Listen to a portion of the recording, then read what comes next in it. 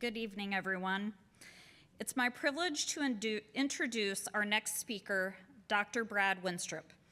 Dr. Wenstrup is a physician of podiatry, a decorated Army Reserve colonel, a former U.S. congressman, and a proud member of South Central Power.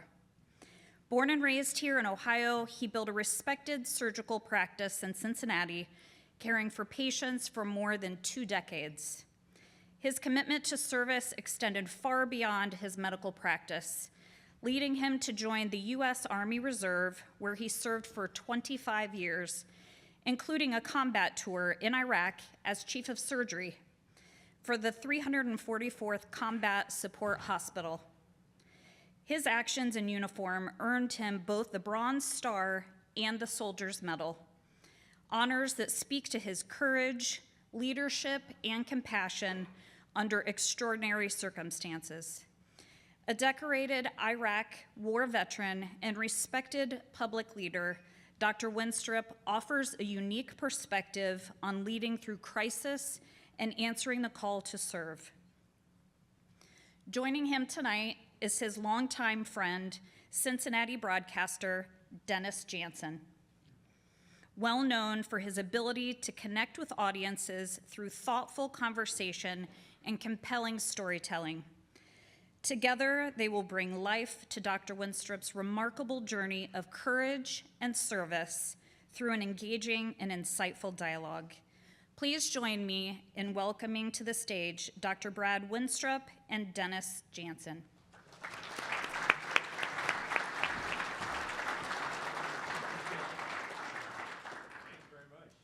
Very kind of you. Brad, I'm going to pull over here for a minute. Isn't he a handsome fella? Holy smokes, I mean. If I had his hand, I'd throw mine in. I remember the first words that I spoke into a microphone so many years ago. Not guilty, Your Honor. Now, you don't need the Tri-State's most accurate Doppler radar forecast to let you know and to realize that we have had a rough patch of weather in our region and our nation. You gathered here this evening have been critical to weathering that storm in rural areas across these states. Now, anyone whose job it is to face inconvenience and discomfort so others can remain safe and warm deserves our deepest gratitude. Your efforts do not go unnoticed and unappreciated. You and your people are important. You are necessary. We are thankful for your selfless service to others. Give yourselves a nice round of applause.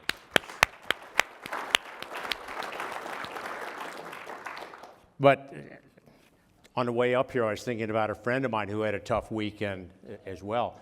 His brother was cat sitting, Fluffy, for him. And so he called his brother, and he told me this right during the Puppy Bowl, so it really struck me. And he said that he called his brother to check on the cat, and he said, "The cat's dead." He said, "What? The cat's dead?" "Yeah, the cat's dead." He said, "You can't break bad news to people like that about a beloved pet. What are you thinking about?" He said, "Well, what do you mean?" He says, you have to nuance it a little bit. You have to say something like, well, you know, Fluffy got out of the house and got up on the roof and was chasing a squirrel, and the squirrel jumped to a tree, and Fluffy tried to make the jump and didn't make it and fell, and we took her to the vet, and the vet did what he could, but she didn't make it. Something on the order of that. And he goes, "Oh, okay, I got you." And he says, "Well, while we're at it, how's Mom?" And he says, "Well, she got out of the house, and she was up on the roof chasing a squirrel." Yeah. To do something right, we do it ourselves. I saw that slogan out front there, and I really like that because it goes hand in hand with another adage that I like. It says, if you need something done, find a busy person, like Brad Wenstrup, doctor, Army colonel, congressman, presidential intelligence advisor, husband, father, brother, coach. Now, there's an old Chinese proverb that says, "May you live in interesting times." I would amend that to add, "May you live an interesting life." And Brad Wenstrup certainly checks all of those boxes. unique experiences, unique relationships, above all, a commendable record of service. Ladies and gentlemen, I'm now going to join Brad Wenstrup. Thank you. Thank you, Dennis. Good to see you, my friend. Good to be with you. I've known you and your family for a long time, and I found out a lot of things on our way driving up here today that I didn't know. And you just had a very conventional upbringing, didn't you? Yeah, I would say so. You know, I think it was typical Midwestern anyway. I think that all of you in this room would appreciate it. You know, a two-parent home and a father who worked hard for 5 kids and made sure that we all got to good schools. And, you know, I remember my senior year of college when I was taking out my first student loan because I always worked through school. But I needed some at the end. I found out what he made, and I thought, how in the world did you do this, Dad? So that's just kind of how I grew up, and, you know, great community that I lived in and was always surrounded by right things. So parents had a huge influence on me, but I always like to say there's 2 shows that I watched with my dad when I was a kid, and we'll see how many in this room know these TV shows. But one was called Medical Center, and I knew at a young age that I wanted to be a doctor. It just stuck to me. I was like, that's what I want to do. I want to be able to help people. That would be great. But the other show that we watched was Combat. And some of you may remember Combat. It was about World War II and American heroes fighting Nazi Germany. And the idea of service never really left my mind. And that just really, you know, stuck with me, you know, because who are these people that serve? And service was important for a lot of things. I went to St. Xavier High School, and the cry at St. Xavier High School is to be a man for others. And, you know, we did community service, was a part of who we were and what we were supposed to do.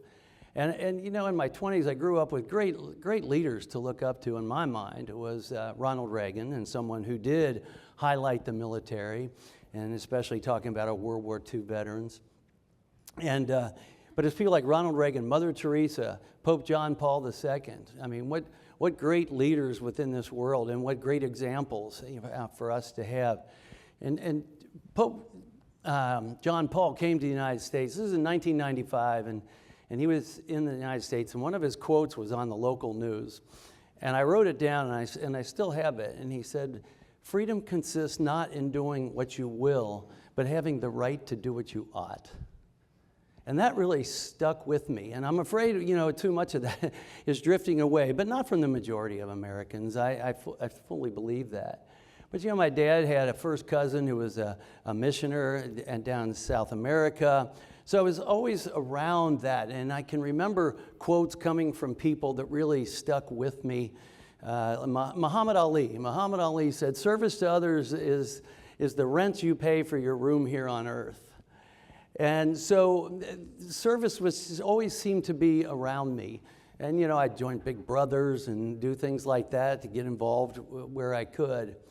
And so it was just kind of in my family, I guess, and in my community, too. I mean, I wasn't the only one. You know, I became a Big Brother because I saw my cousin do it.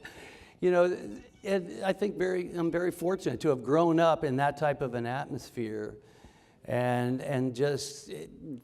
as things went by, it was always like, hey, did you ever think about doing this? What about doing that?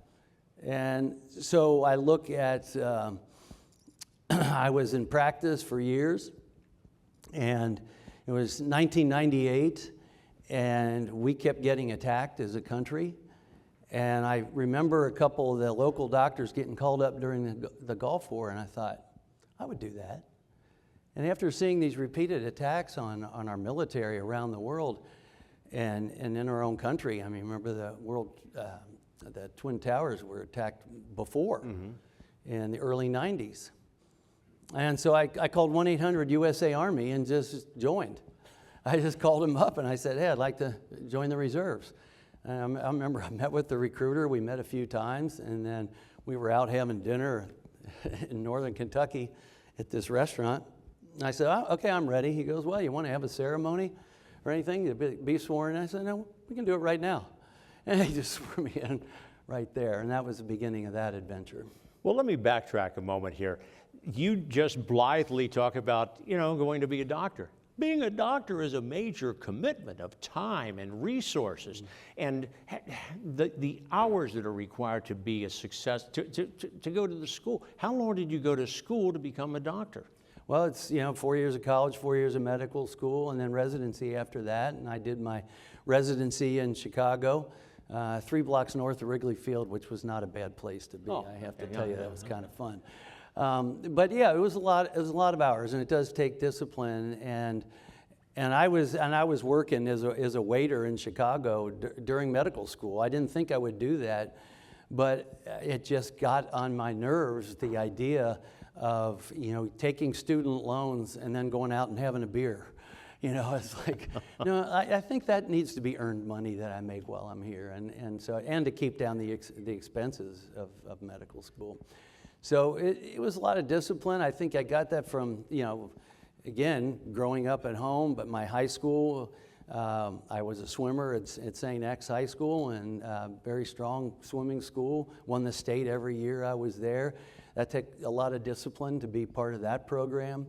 And so it just became kind of second nature. And it's like, this is what you do. This is what you do to get by, if nothing else, but to try and succeed and achieve one of your dreams, which was to become a physician. But to successfully navigate medical school, you have to be resourceful. You have to, perhaps the pervasive term and thought during all of this is, you are going to be helpful to people during this whole process. Without a doubt, the idea of being able to do that is something else. And a lot of things you can think about during your training. One story I like to tell is, so I'm in Chicago, it's 1985 or 86, and one of the things we had to do was do the history and physical exams on everybody admitted to the hospital. And I'll never forget, the attending doctor came up to us as residents and said, "Hey, we just admitted our first AIDS patient, but you don't have to go see him." And I thought to myself, I don't like that. It's he's a patient. He's here. And at that time, people were dying from AIDS. You got AIDS, it was a death sentence. I thought, if God's going to take me because I go to take care of somebody, to see them, then so be it. But I always say I learned so much from this patient because he had so many things wrong. One lung was out, his veins were distended. I could go on and on. His liver was enlarged. So on physical exam, I can learn so much because he had so much going wrong. But I learned even more by what he said to me when I finished. He looked at me and he said, "You just examined me more than anyone." And I thought, what does that feel like, to be discarded? And to me, that event made me a better doctor the rest of my career. You listen to people, you take care of people, you let them know you're there for them. And I always think, I get people talking about physician-assisted suicide and things like that. I guess he could have chosen something like that in his life, because he did die the next day.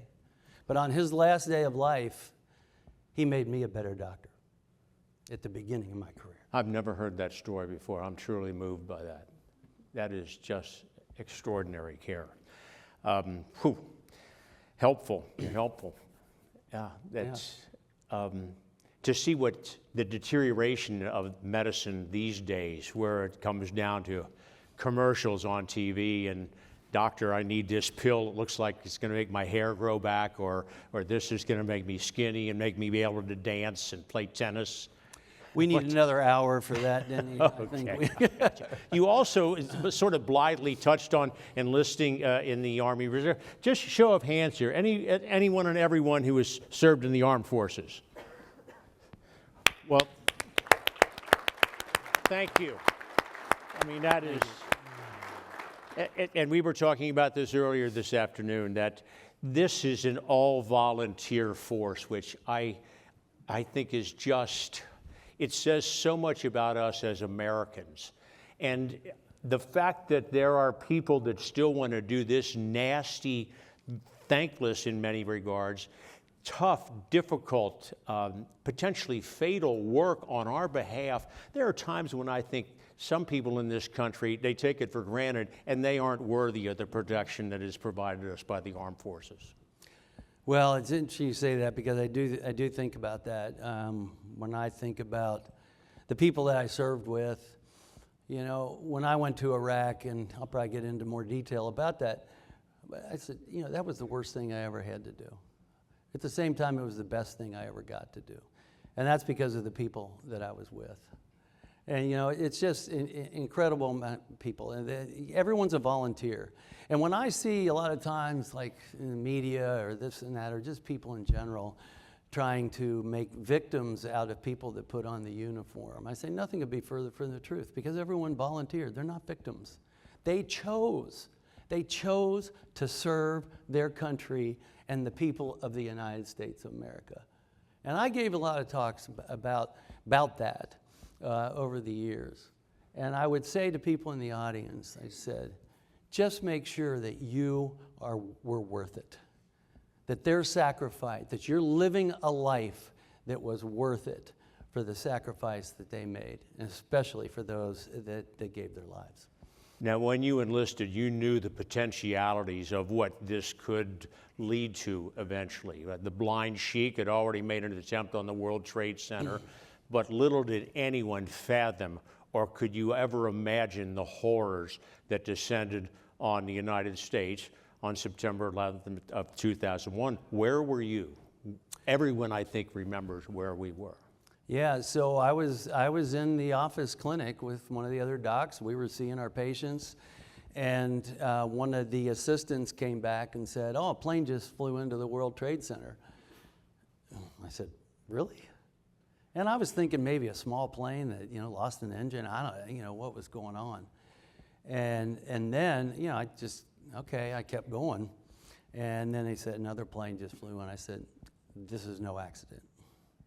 This is intentional." And I just knew we're going to war. And then, of course, you have the TV on in the clinic all day, you know, following all this.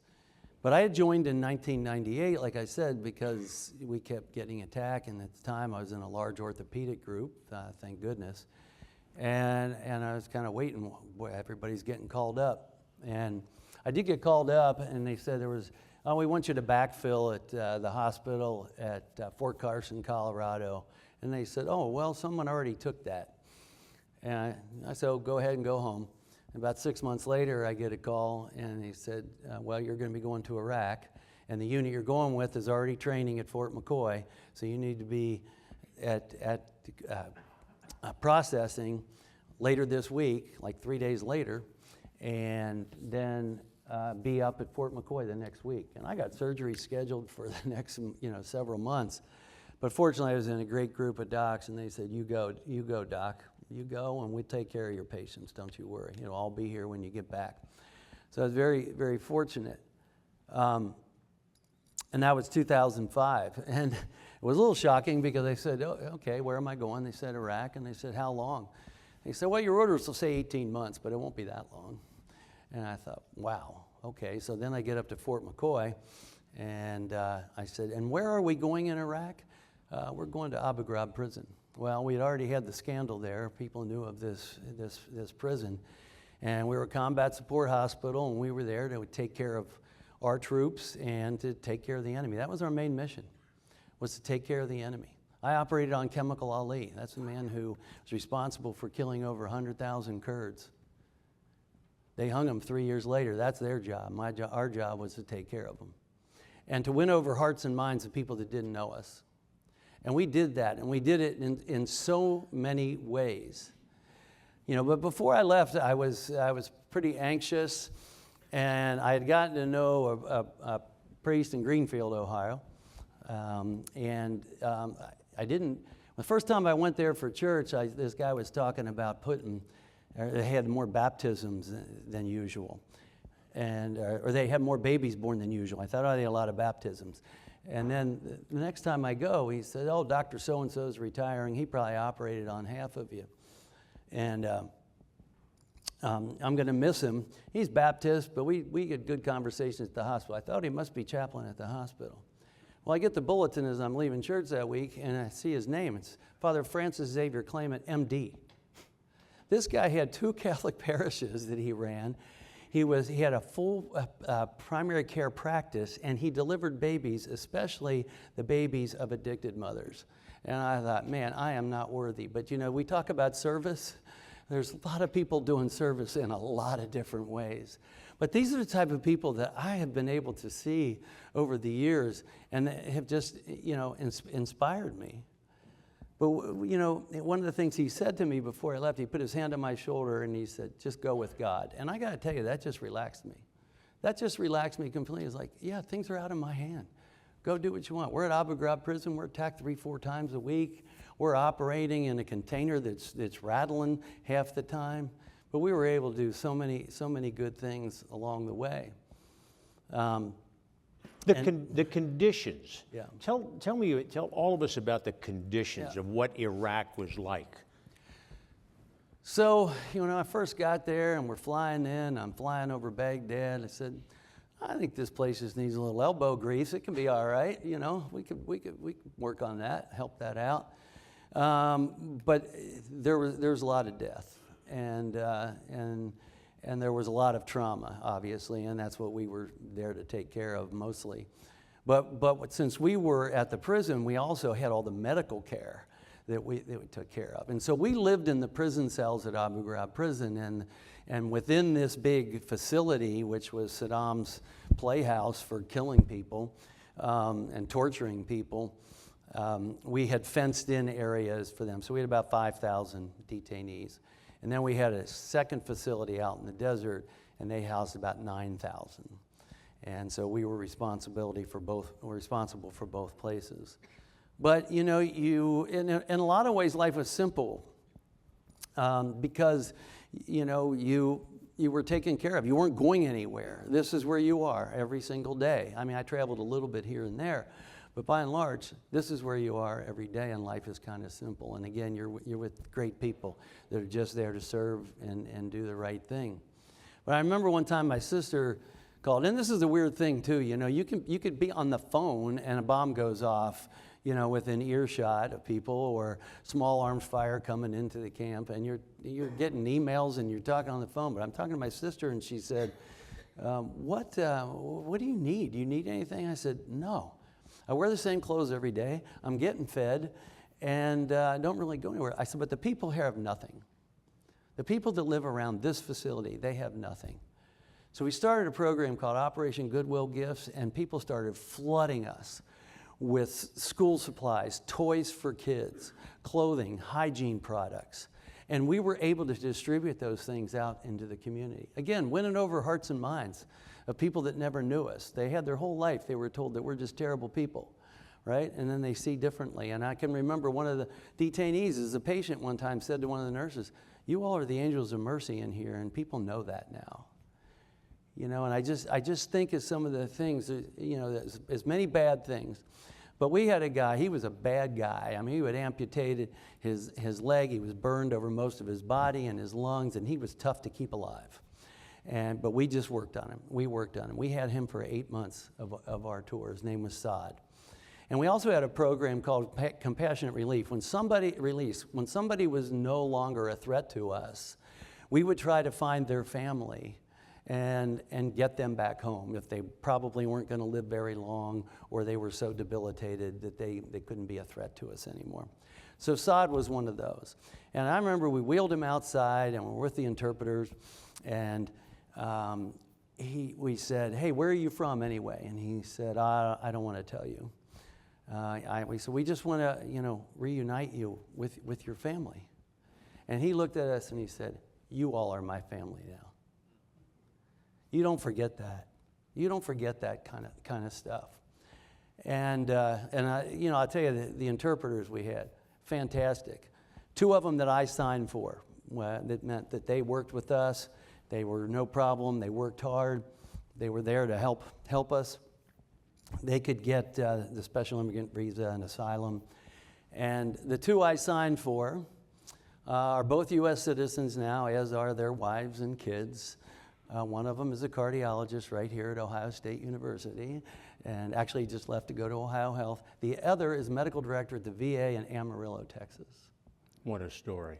What a success. And when he was going to stay, the one that's in Texas, he was going to stay, but he contacted me later and said, hey, my daughter was born with a spinal tumor. He sends me the picture. He says, you know how medical care is here in Iraq. Can Americans help?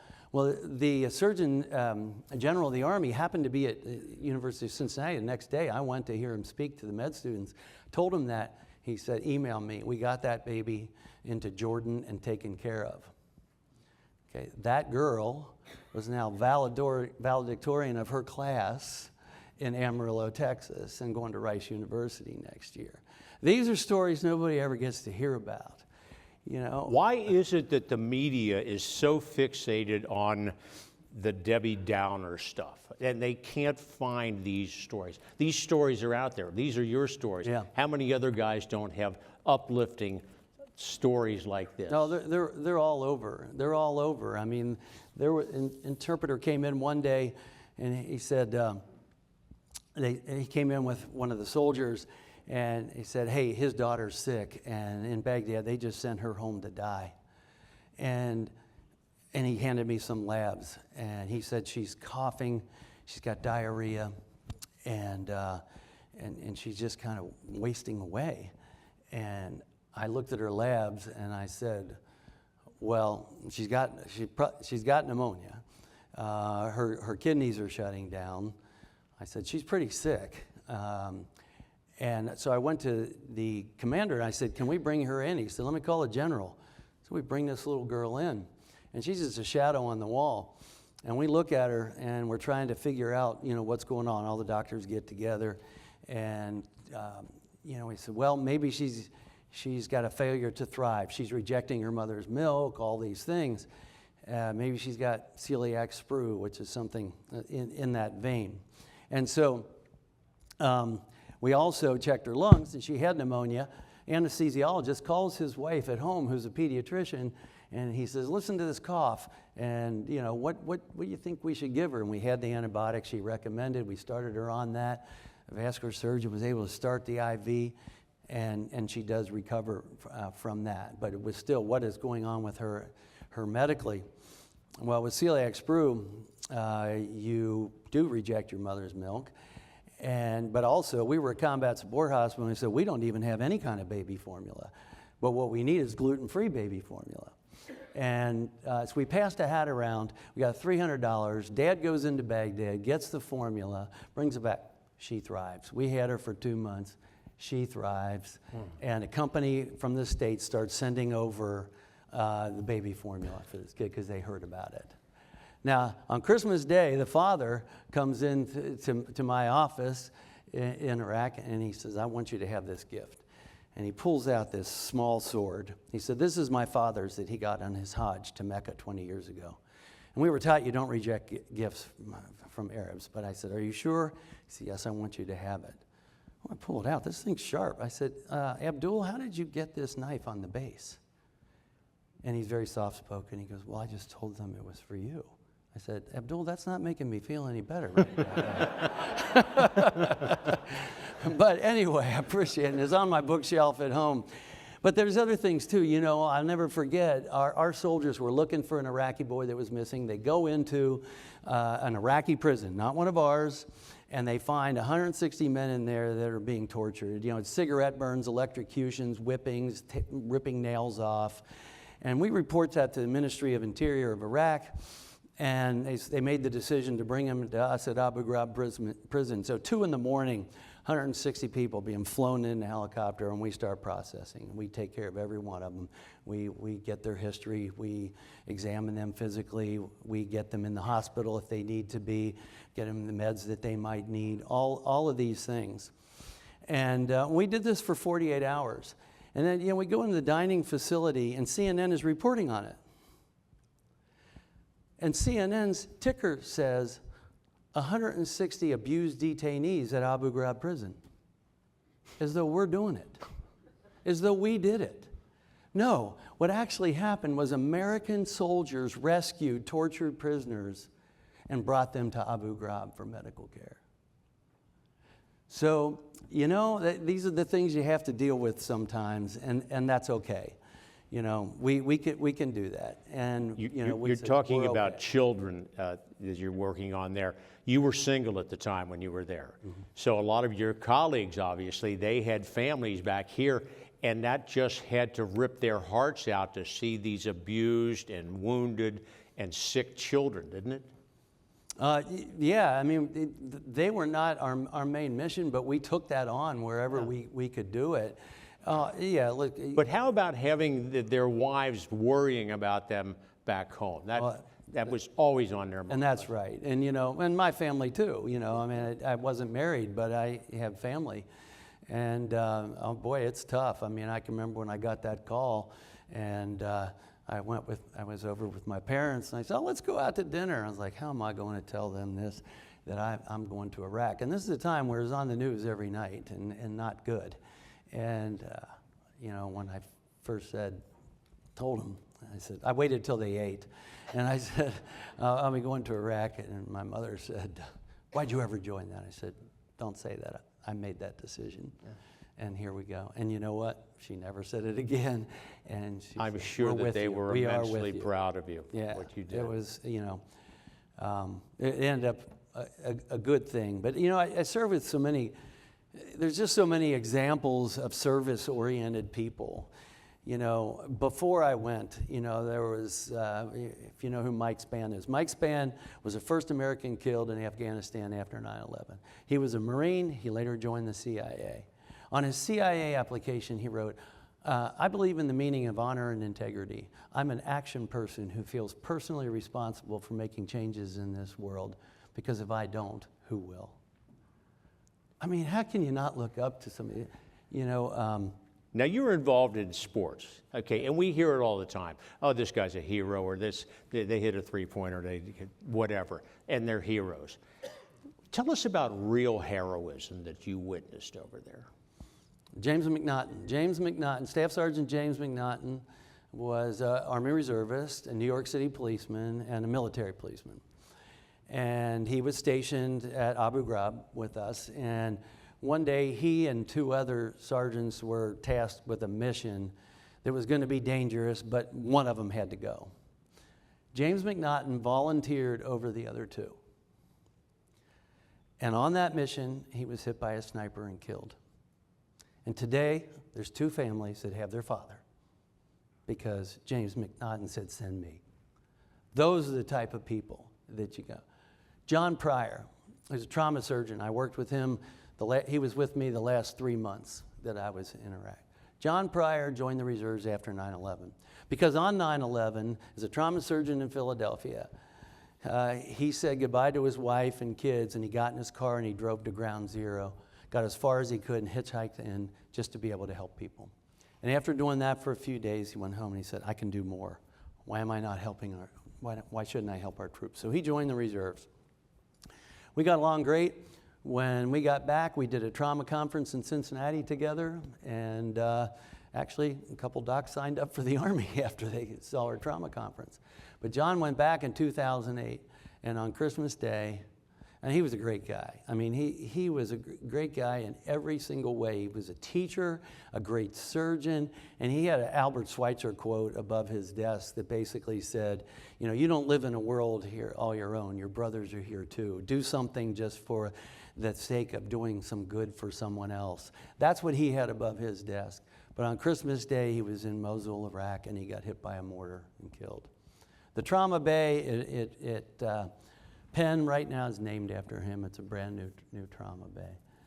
And the stories can go on. And everyone who serves has their own stories. Everyone carves out their own chapter in history.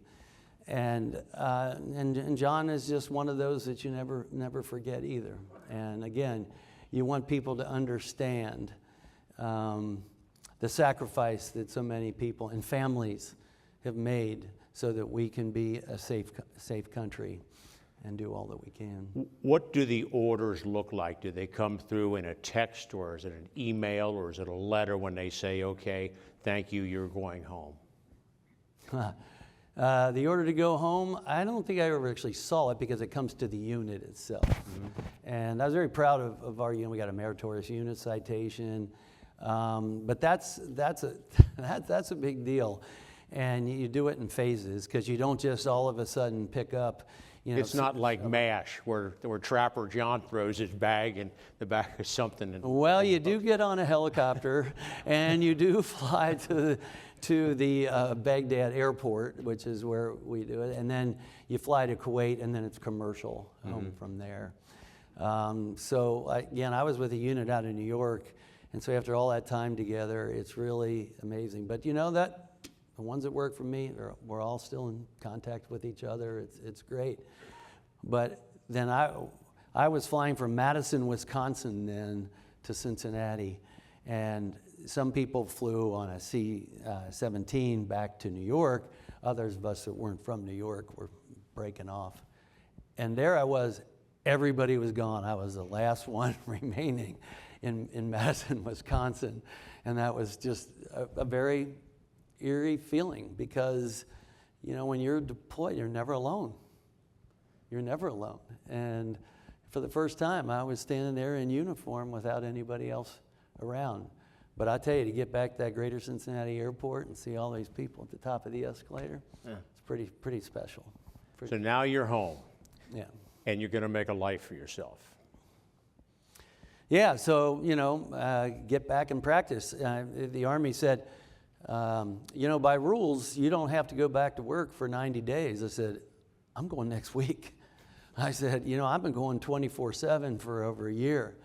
You just can't shut this off like that. And I said, start scheduling patients. I'm going to be in next week. And I did.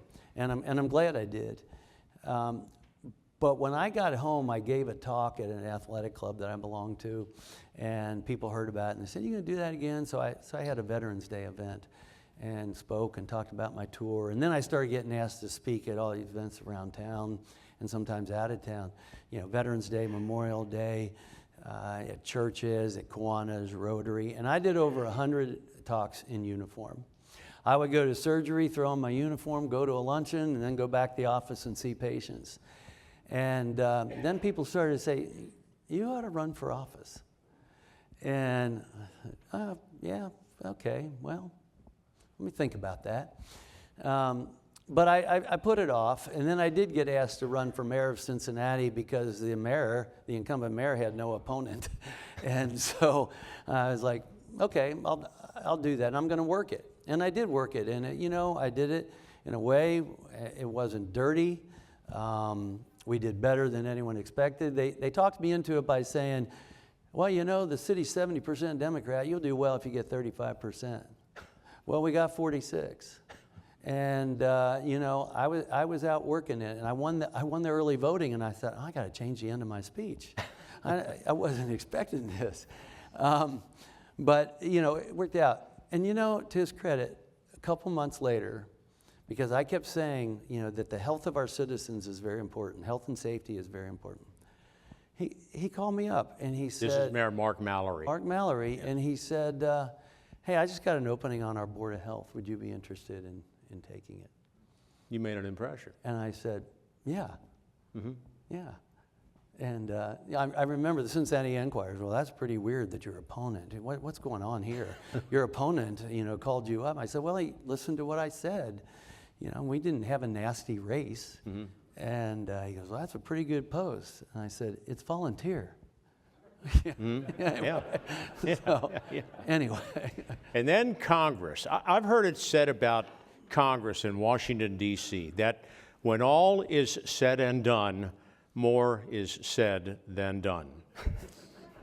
Anything to that? Definitely. How did that evolve into Congress for 12 years? People were saying to me for a while, why don't you run for Congress? You should run for Congress. And I thought about how I started my own practice. And, you know, I had 2 employees. If someone was sick, my mom came in and brought patients back. And then joined a large orthopedic group, and we helped run that. I thought, you know, we got people making business decisions in Washington that never ran a business. And we have people making health decisions that never saw a patient. And we have people making military decisions that never served. And you know what? I think that's what our founders had in mind. I remember one time a kid asked me, he said, "Oh, you're in Congress? I'd like to be in Congress someday. What should I do?" I looked him in the eye. I said, "Something else." And I said, "First. Do something else first." That's what I think our founders had in mind. So I thought, do I want to look back and wish I had done it and regretted not doing it? And so we ran, still didn't really expect to win the primary, but I did. And, off to Washington.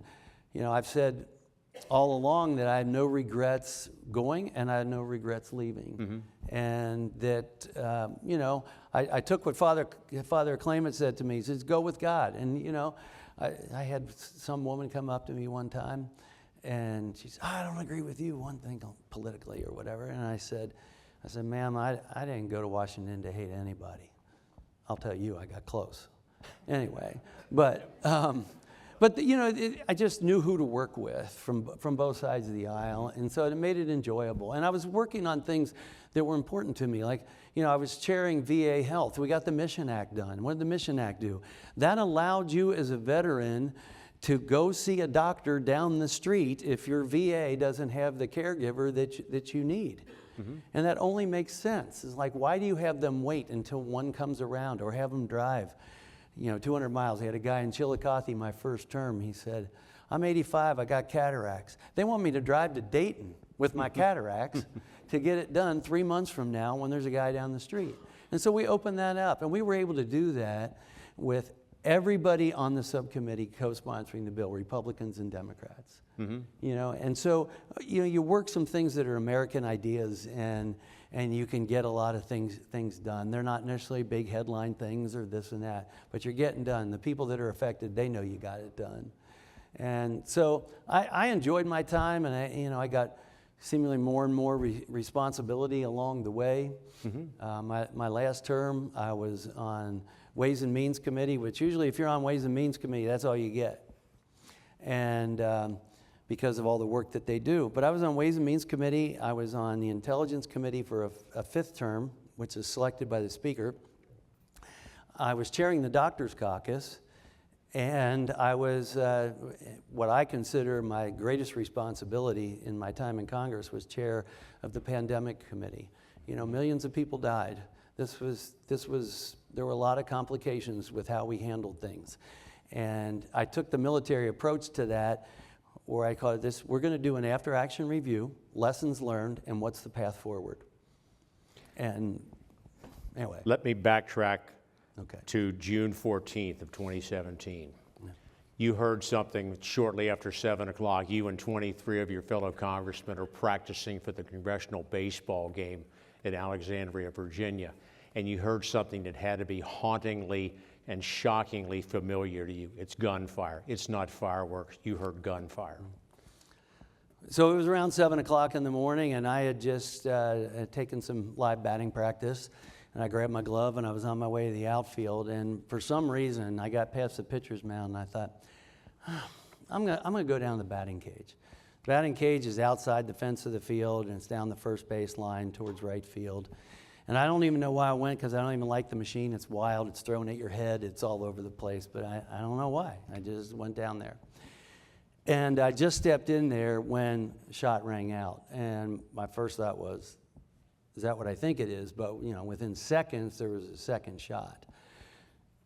The shooter, as we found out, had been living in his van for 2 months outside the baseball field on the street, going over to the Y, using the Wi-Fi and showering over there, which was across the street in Alexandria, Virginia.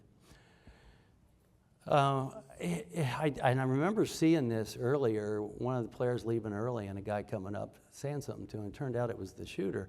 Went up to one of the guys leaving earlier and said, "It's just Republicans or Democrats?"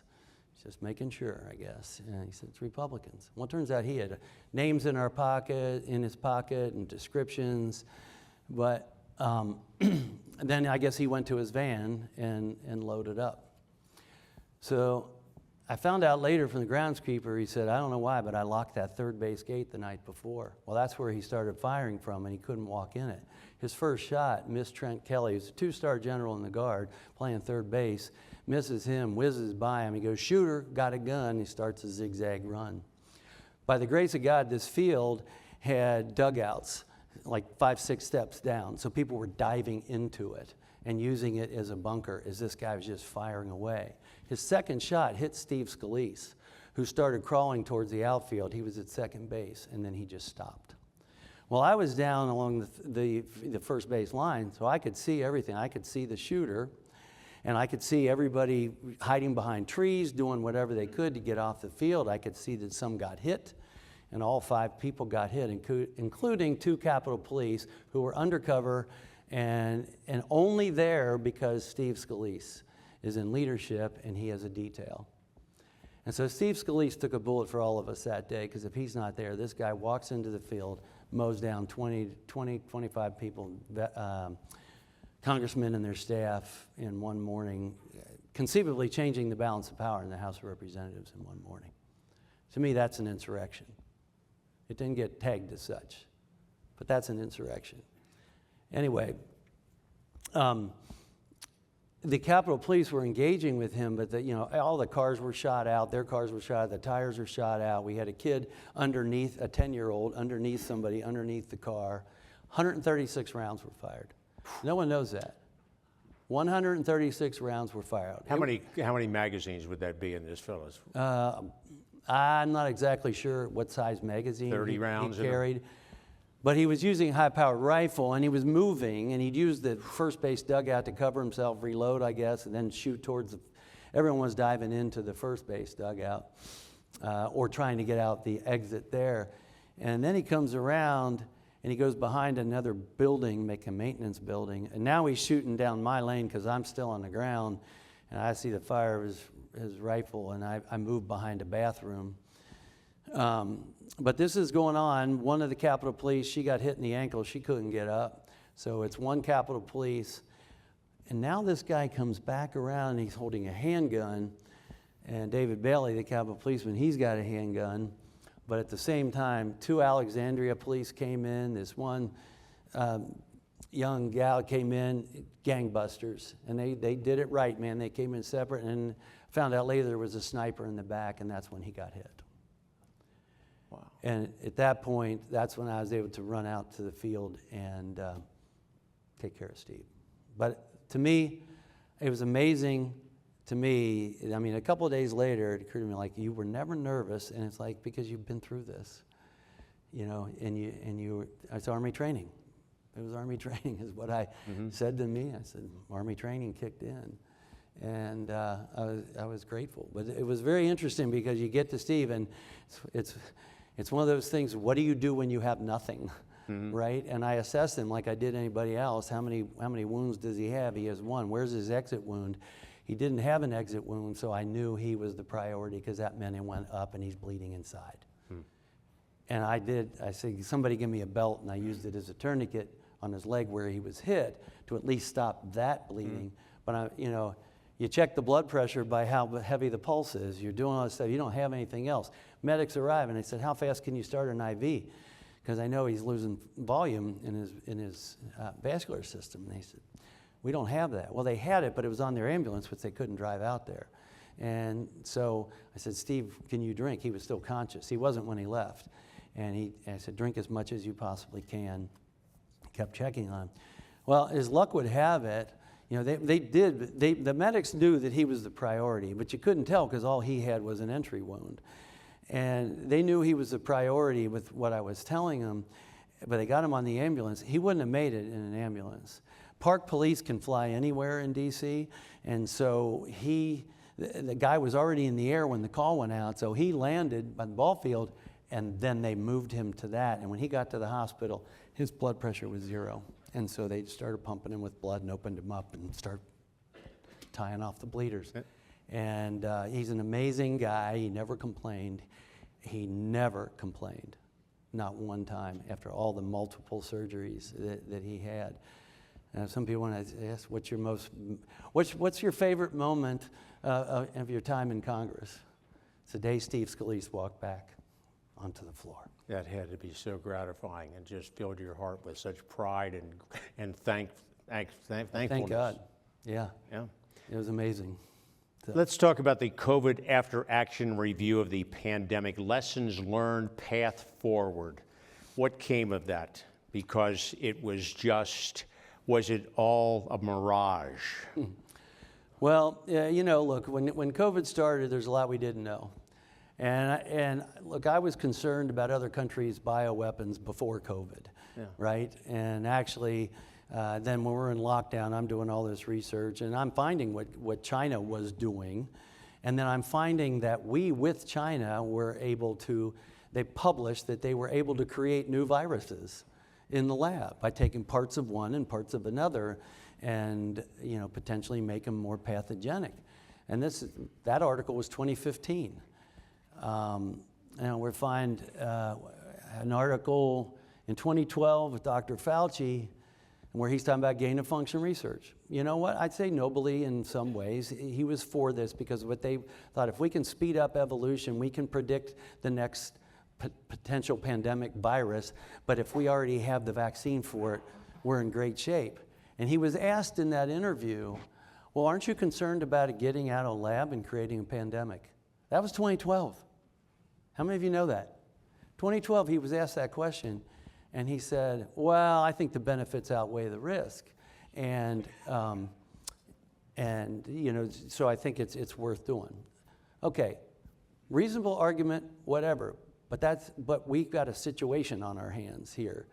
And so really what I was looking for at first, I was on a phone with another doctor from Ohio who reached out to me, and he said, I'm researching this stuff. He was finding a lot of things too, but we were looking for how to treat people.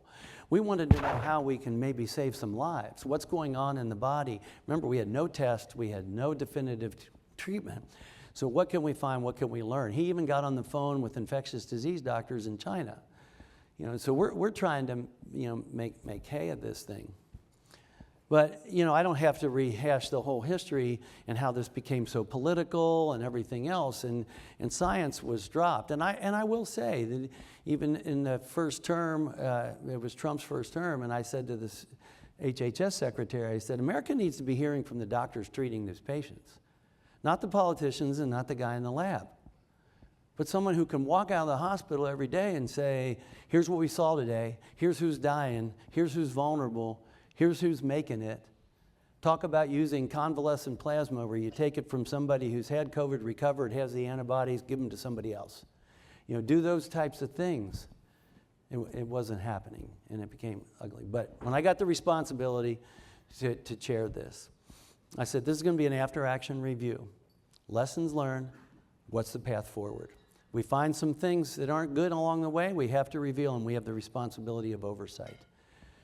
You know, there were hypotheses that made sense to me that didn't prove to be true. That's fair, because no one knew what to do. But I'm really proud of our report. We have 520 pages, and we document everything.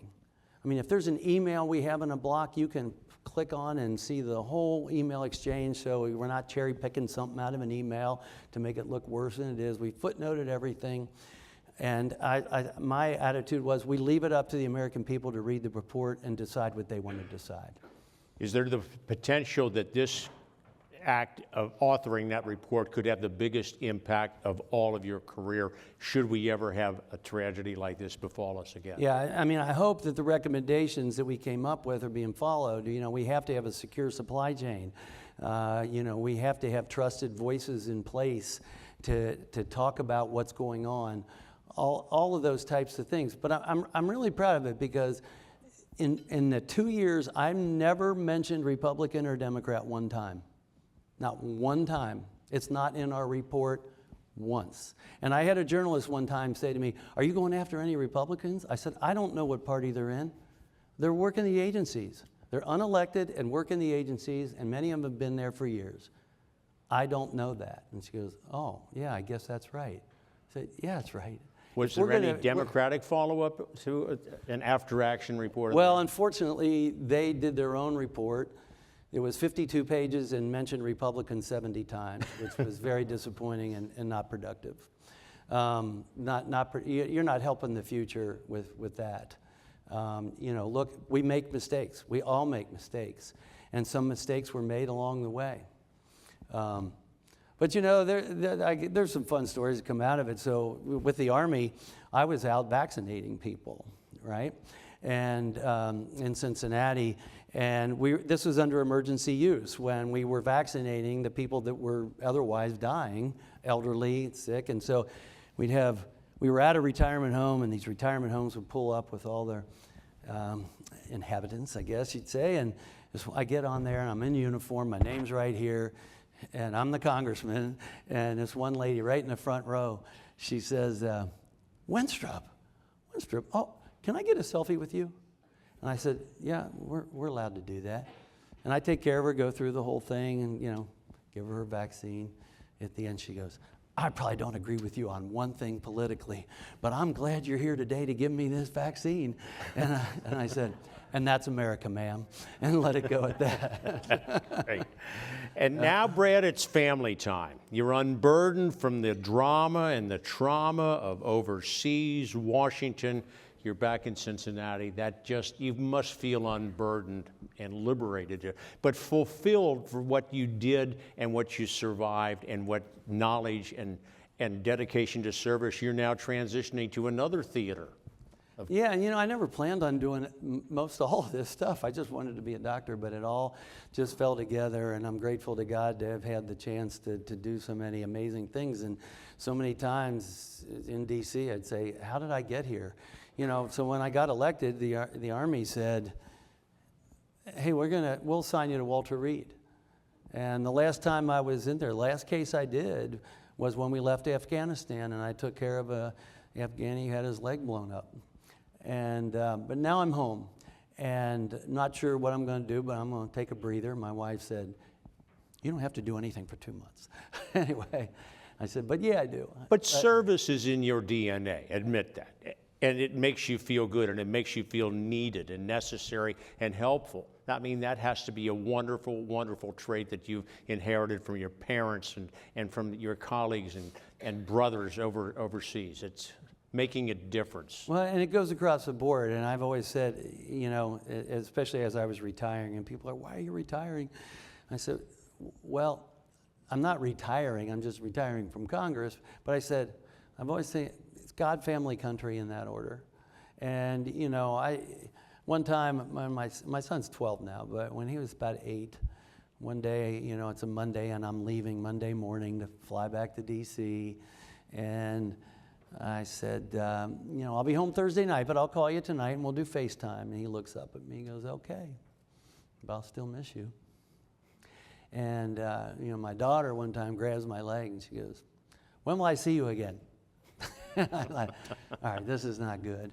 And, now I'm home. I'm coaching my son's 6th grade basketball team with a couple of my buddies that I played together with till we were like 45 years old.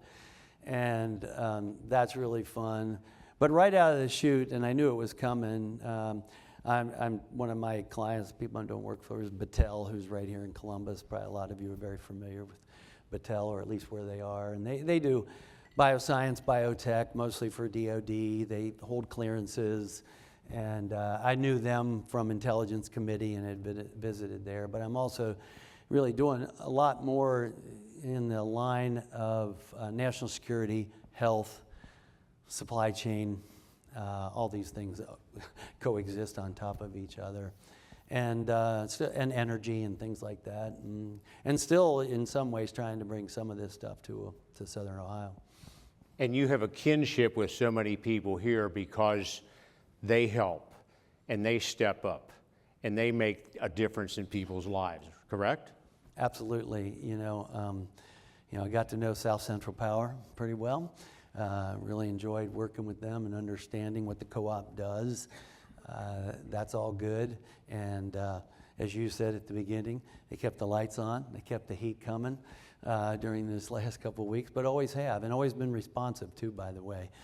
Whenever there's been any kind of an issue, they've been right on it. And that's what I love. That's one of the things I love about America, and maybe just that this part of America anyway, I think is a great place to live, to grow up, and to raise a family. And it is. It's all because of people like you. And I can look across this room, and when I ask the question, was my service in the military, were you worth it? You're all worth it.